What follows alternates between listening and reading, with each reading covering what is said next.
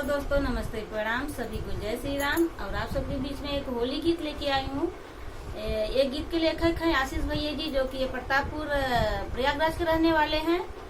और गीत के बोल बहुत ही अच्छे हैं। तो कितनी सुंदर रचना किए हैं आप लोग कमेंट करके जरूर बताइएगा। और अपनी छोटी बहन के ऊपर आप लोग आशीर्वाद ऐसे ही बनाए रखिएगा।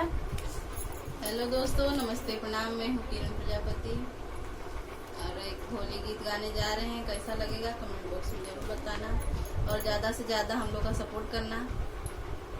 तो चलिए सुनाते हैं। तो आइए सुनाती हूँ, कैसा लगेगा कमेंट करके जरूर बताइएगा आप लोग। भगतन के जात बटे टोली पिया, अब खेलब अवध में होली पिया। भगतन के जात बटे टोली पिया, अब खेलब अवध में होली पिया। बड़े दिन बाद प्रभु घर पर आए, बड़े दिन बाद प्रभु घर पर आए। देवता गगनवा से फूल बरसाए, देवता गगनवा से फूल बरसाए। सीता के बना हम जोली पिया, अब खेलब अवध में होली पिया। सीता के बना हम जोली पिया, अब खेलब अवध में होली पिया। भगतन के जात बटे टोली पिया, अब खेलब अवध में होली पिया। भगतन के जात बटे टोली पिया, अब खेलब अवध में होली पिया।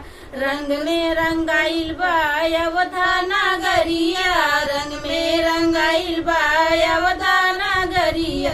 लाई के गुलाल जल्दी चला सांवरिया, लाई के गुलाल जल्दी चला सांवरिया। जय श्री राम सब बोली पिया, अब खेलब अवध में होली पिया।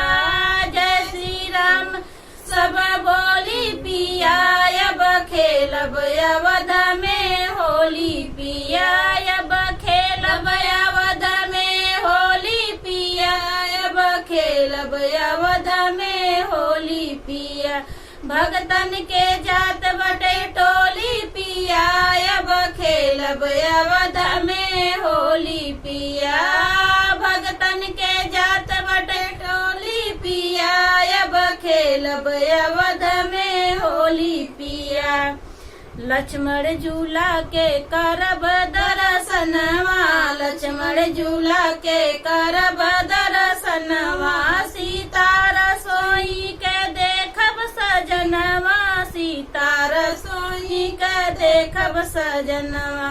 अपने मनवा का बात एक बोली पिया, अब खेलब अवध में होली पिया।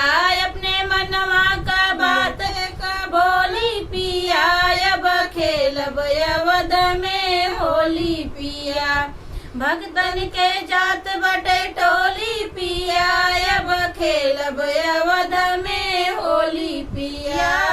भगतन के जात बटे टोली पिया, अब खेलब अवध में होली पिया। तो ये होली गीत आप लोगों को कैसा लगेगा कमेंट करके जरूर बताइएगा। मिलते हैं फिर नेक्स्ट वीडियो में, तब तक के लिए आप सबसे बाय बाय, जय श्री राम।